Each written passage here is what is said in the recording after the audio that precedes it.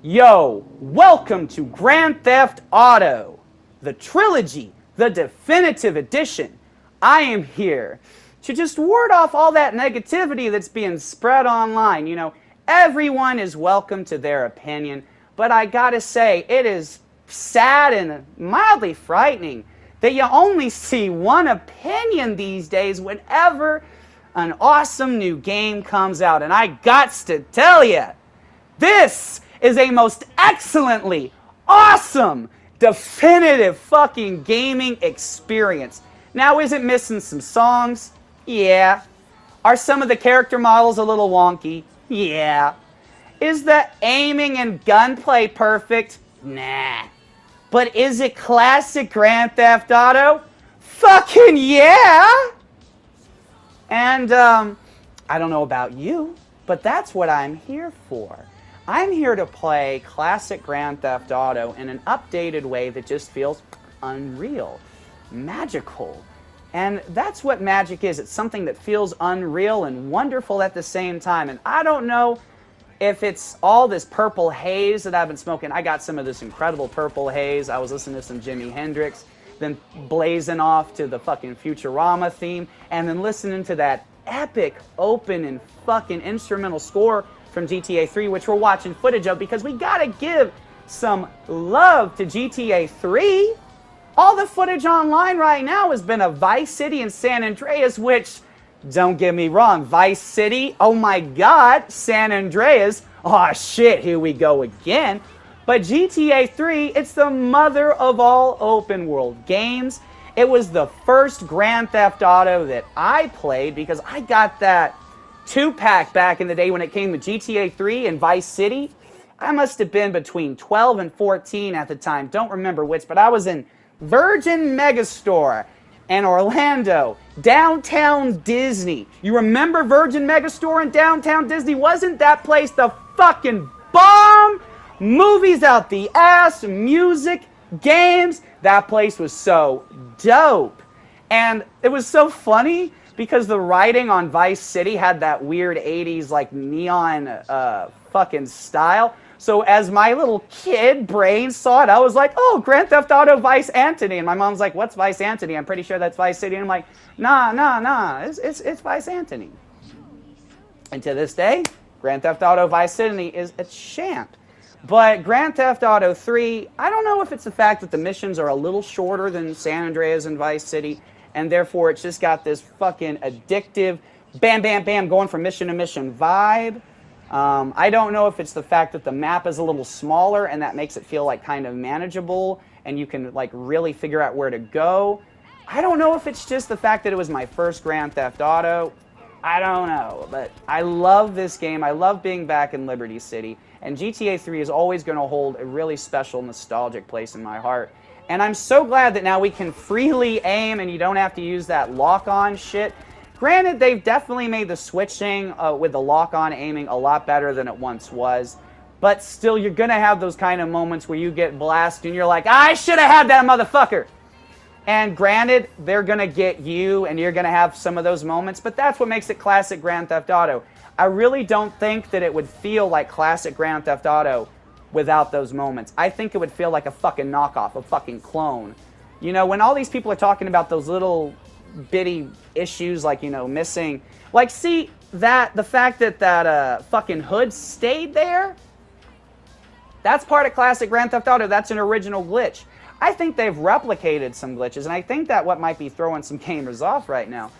But without replicating some of those original things, it would feel hollow. And I think, yes, far more hollow than missing a few songs, and far more hollow than old Reese not looking like old Reese and looking like young Reese, you know, if you've seen people talking about that part from San Andreas. Yes, some of the character models don't look exactly as maybe they should have. Some of them look a little wonky and funny. But it's none of the important main characters. And really, some of them just look funny. And I think that might have been the point, because a lot of those old character models just had kind of a funny looking vibe to them. Just because of that old school, you know, archaic graphical quality style. And I love that in this new game, because of the Unreal Engine, we have this unreal, wonderful visual quality that has these new lighting effects that just blow my fucking mind. I mean, look at that golden mission, that blue mission ring. It might as well be golden because that effect is golden. It really is. Just the way it lights up your character and it lights up the area around you, and then, you know, the street lights and the rain effects and the lens flare. It just makes the world feel so alive, and yet because they've stuck to that original art style, it has this great cartoony vibe too that reminds me like of kind of a Family Guy American Dad aesthetic, and I'm a major Family Guy American Dad Cleveland Show fan. Yes, I loved the Cleveland Show. That was a fantastic show. It was hilarious. If you don't like something, that's cool, and you can dislike something with a passion. But when people act like something's bad just because they dislike it, it's like, really? Come on. Like, are we living in a world where we think only our opinions matter and not everybody's opinion?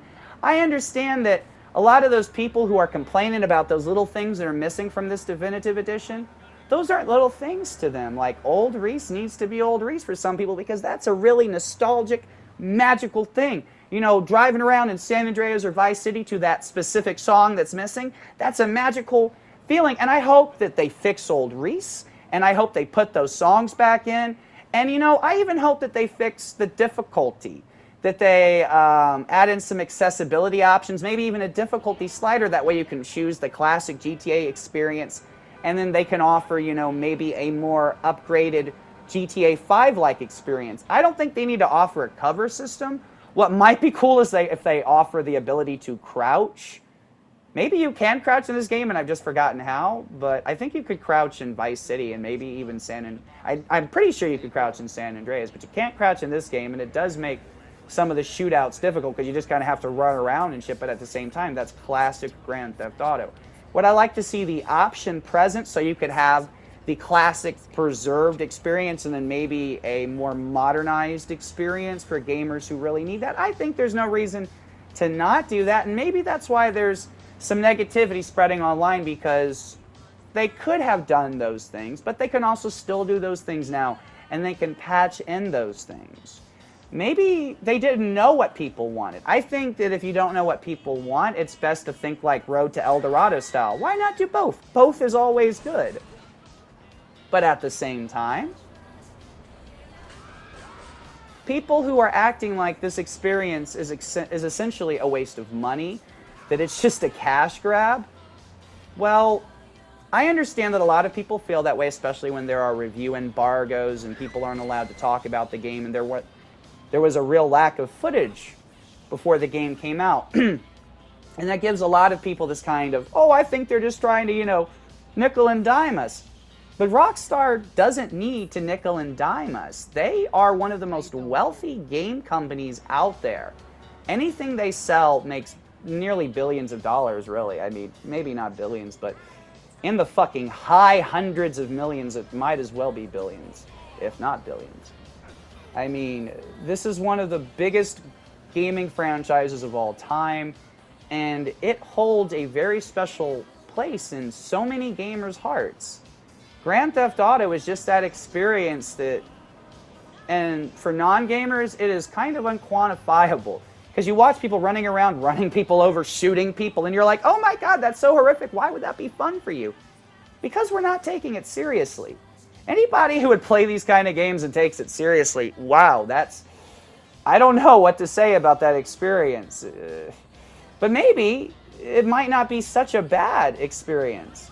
But it also leads to moments like where you'd see something like this and you'd be like, ah, come on, get in the car! And you just start getting all frustrated and angry. And I'm like, you know, chill, zen out, you know? This is supposed to be funny and fun, and you're not supposed to take it seriously because life is fucked up enough as it is. I get that we think that games should be perfect, but if we can't get life to be perfect, and there are all these scientists acting like they're smart as shit, and I think that scientists know a lot of smart shit, and I do listen to what scientists say because they're probably right, but they're also could be fucking wrong, they could be arrogant, but that's why I'm the motherfuckers like, you tell me to wear a mask, I'm going to wear the mask because I don't want to die. But at the same time, I might think you might not know as much as you say that you know, because you kind of don't seem to know what the fuck you talk about at certain times. But by and large, I'd rather listen to somebody who knows what they talk about part of the time, because that feels a lot better than listening to somebody who doesn't know what the fuck they're talking about any part of the time.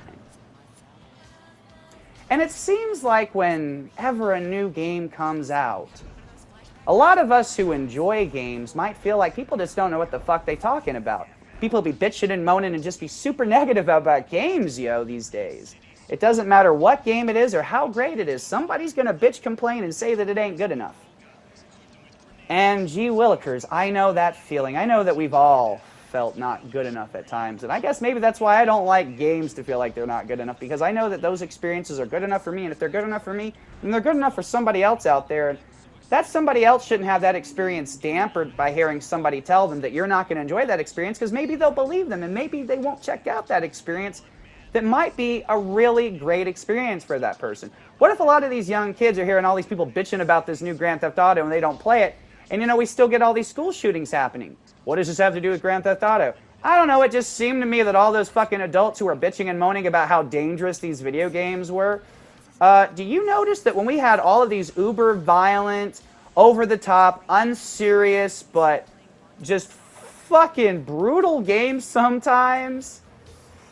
Yeah, what did we OG gamers do? The 80s gamers, the 90s gamers, the early 2000 gamers, when we had a bad day at school or people didn't like us or we felt worthless? We went and fucked motherfuckers up in Grand Theft Auto.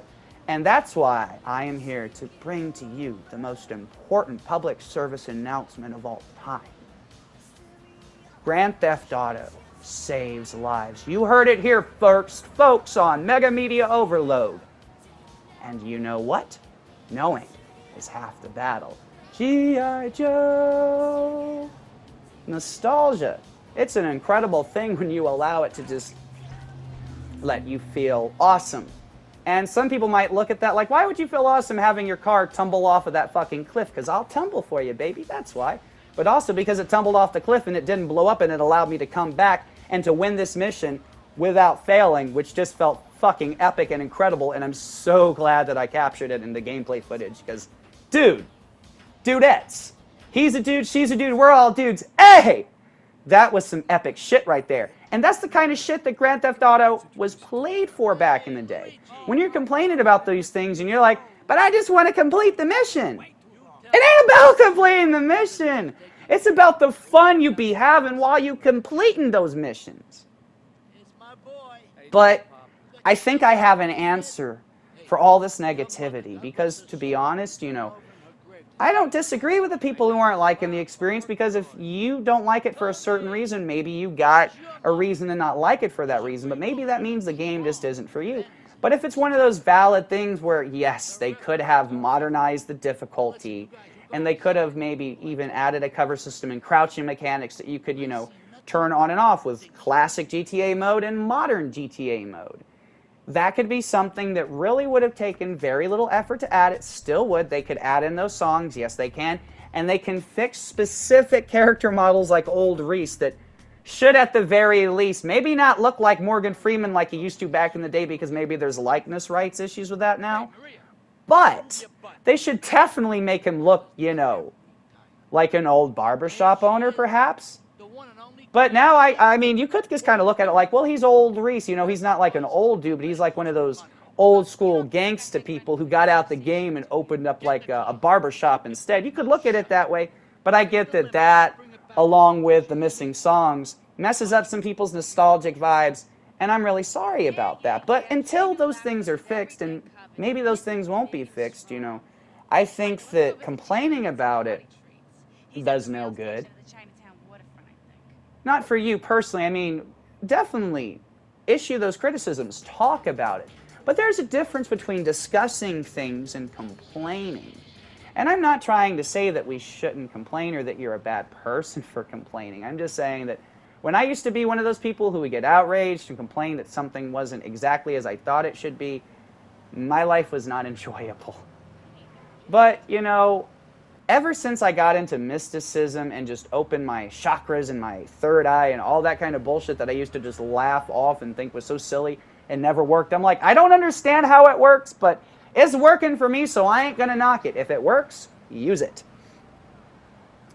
And that's why, after reading something that the Pope, somebody who has massive political and religious authority, so, you know, if he says this shit and then people like Joe Biden and other political leaders are still meeting with him and not treating him like he's a crazy motherfucking retard, sorry to use the R word, but when you're going to hear what I'm about to say, I feel like that's the only description for when this person has said, hey everyone, the devil is not a metaphorical concept, and he's not even just like a demon in hell. He's a real person living on earth with dark powers.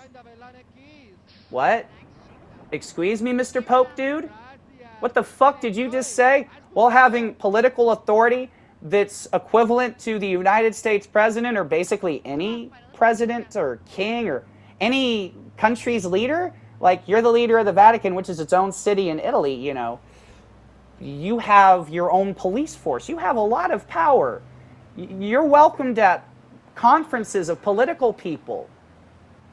And you say stuff like this, and when Biden meets you, he says stuff like, you're one of the most important warriors for peace who's ever known. And I mean, I don't even care about Biden either way. I don't care about Republican this or Democratic this, because I've never seen either party do any good for the world. I've just seen a lot of arguments back and forth between both sides, and I think, you know, it's like Marvel's Avengers Civil War.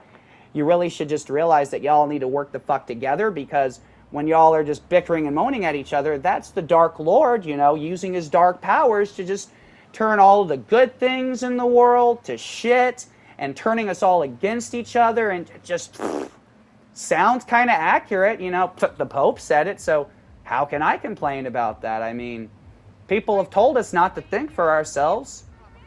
Because, you know, when people want to think for themselves, they say stuff like, hey, I just don't know how this mask stuff works. Hey, I just don't know how some of this stuff makes sense. And I think you should be able to question it, but I also think that, you know, if people's lives are at stake, you should also be, you know, kind of a care bear enough to go, I don't know how this mask works. But until we know that it doesn't work, I'd rather be the positive optimist and say it might work and it might save lives, because you know what? People didn't think that Grand Theft Auto was good. People thought that Grand Theft Auto was going to kill people, that it was going to destroy lives, that it was going to destroy children. And I'm pretty sure that if you were a gamer like me, that this is why you had a childhood, this is why you weren't an angry kid, this is why you were able to have fun, because you were able to express all of your ranges of emotions and feelings, you know?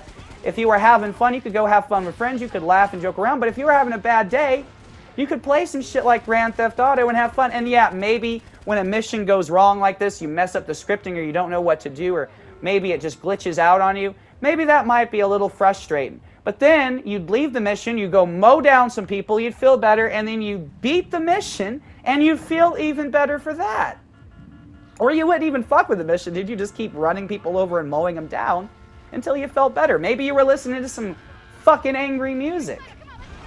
But it allowed you to get those feelings out of you in a healthy, cathartic, therapeutic way that harmed no one.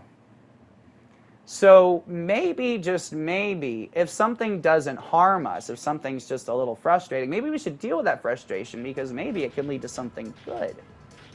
You know, I haven't had any frustrating moments with these new games. Granted, I've spent the most time with GTA 3.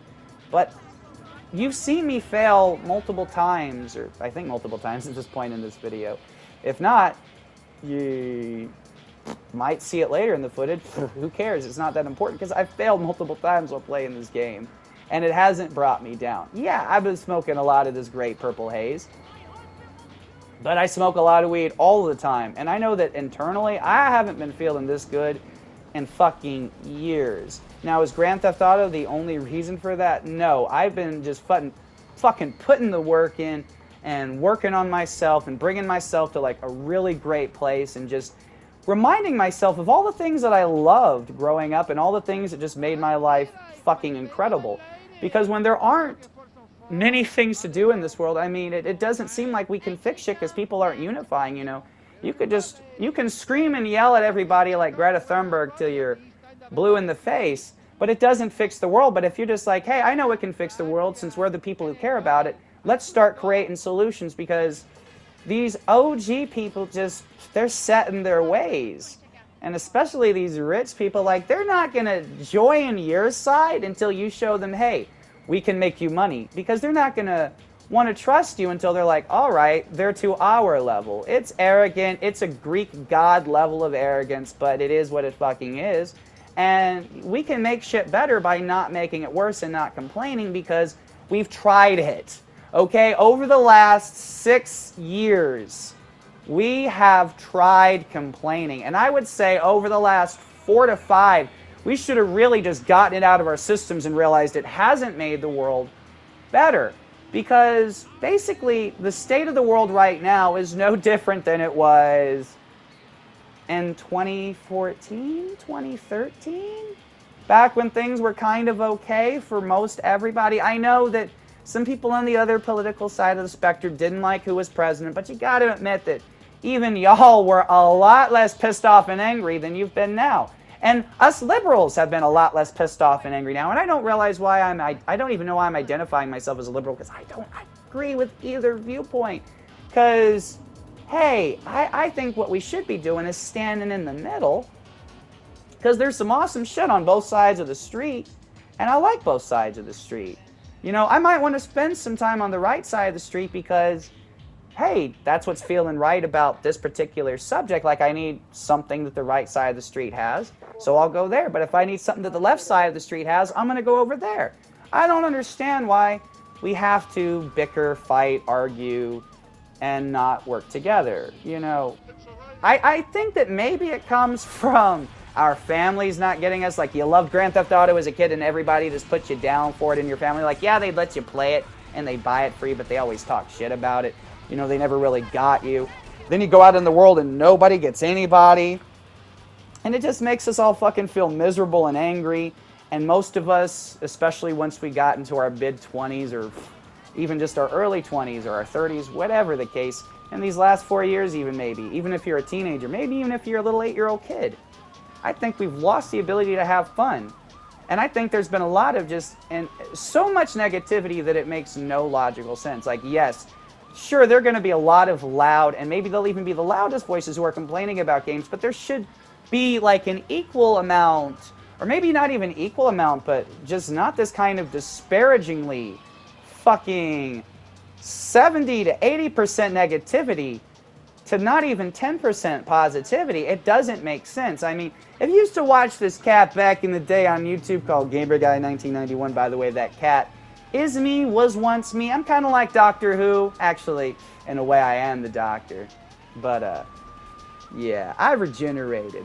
I'm now known as Amber Gamer Guy, but I used to review games, and if you used to follow me, if you used to love that positive motherfucker who loved every game that he played, and, you know, the shit that was always said to him was, you like every game that you're played. How are you a valid critic? That's easy, because I'm not a critic, because I don't want to critique shit. I want to talk about the experience. I want to talk about the fun, because this is passion. This is love. And it's not, you know, it's not even passion, it's love. Passion, you know, is a fleeting, fading thing. Love is bliss. Love is serenity. And through working on myself, through loving myself, through realizing what works for me, for where to apply myself, I have finally just found love and a loving feeling of happiness that I haven't felt ever. And especially, you know, not sober. I mean, granted, I'm high off this good purple haze right now, so you'd be like, well, you're high. Why wouldn't you be feeling good? Well, I used to not even feel this good while I was high. It was just sort of like a bleh. And, you know, some people have to do tolerance breaks and go down and go back and forth because, like, maybe you're just, you know, you're not feeling it. Maybe you have too high of a tolerance. And I thought, well, maybe, because I smoke as much as Snoop and Willie combined. But at the end of the day, I never stopped smoking. And I started smoking stronger shit and weaker shit and stronger shit and weaker shit.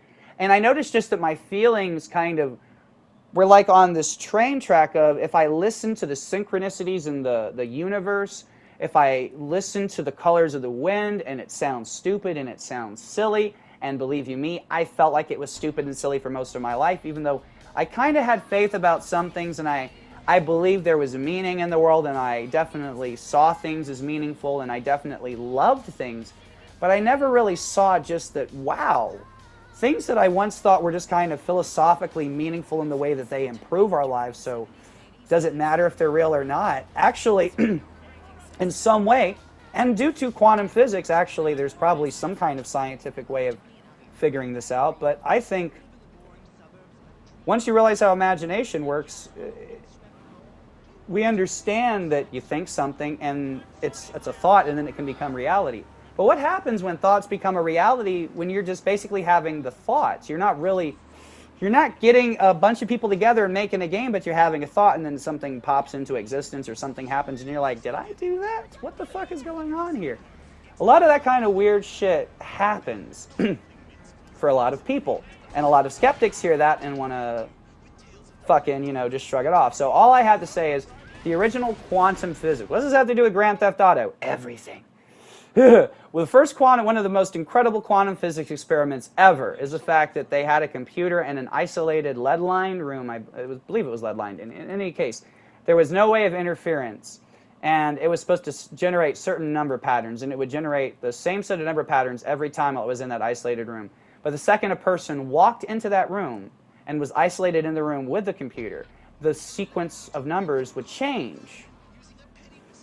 That is solid, complete proof that a person's presence alters something that is physical matter that we have never once believed could be altered by thoughts until we've adapted technology to that point. When we have UFOs flying around in the sky and the government confirming that these things have technology that just defies our levels of technology by thousands of years, including the ability to either circumvent or straight up defy the laws of physics, well, that means either they're, as I said, circumventing or defying the laws of physics, or maybe the laws of physics do not exist, period, or at the very least, as we fucking know them to be. What does this have to do with Grand Theft Auto? Because when you see all this negativity about a game that I know I'm having an incredible time with, and I know there are other people having an incredible time with, and why wouldn't we have an incredible time with just a trip down memory lane that's new and old and borrowed and something blue? It's like a great marriage. And you know what? A great relationship has some of those down moments. Everything will not always be perfect.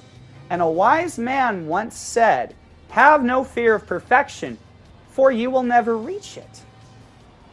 Now, that doesn't mean that we shouldn't try.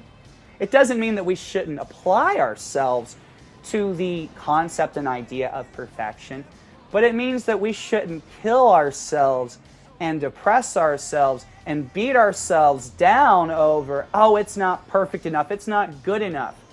You know what? We didn't like being made to feel like we're not good enough. And I'm pretty sure that if human beings have worked on video games, or if they've made stuffed Care Bears or anything of the sort, yes, I'm a man who loves Grand Theft Auto and Care Bears, and I think, or maybe I'm not even a man, maybe I'm a he, she. I'm still figuring my gender out at this moment in time. But I do know that I like being both at any given time. I want to be a hybrid, I think. Yeah. But I do know this. Christians, they believe that a crucifix will ward off evil. So it does. A child believes a Care Bear will ward off evil. So it does. I believe these things have really some kind of incredible meaning, because I think when we human beings put love into creating a video game or creating just a stuffed character that people could look at like it means nothing, guess what? It might mean nothing to you, but it might mean something far more than you could ever imagine to somebody else. What if that's the only thing that keeps them going or makes them think that life's worth living? What happens when everybody makes them think that that thing that makes life worth living is meaningless and horrible? Maybe that's why these review embargoes exist, because I think gamers deserve a chance to dive into an experience without those expectations being changed, dampened, or ruined by somebody else disliking an experience that they have every right to dislike. But we don't just dislike things, we act like they're no good if we dislike it. And that's not acceptance, that's not tolerance, It's fascism to force somebody to have to think the way that you think and to look at something the way that you look at it. But it is perfectly acceptable to expect somebody to go, hey, you need to tolerate this. And that means you need to realize that there are other people who love it. So that's what you get, dark motherfucker. Yeah, I just blasted that evil, dark sorcerer who's more like a geeky JP from Grandma's Boy dead, because he's a fucking ugly bitch, and I stabbed him to death, and I played in his blood. Fuck yeah! Grand Theft Auto for life! Liberty City forever!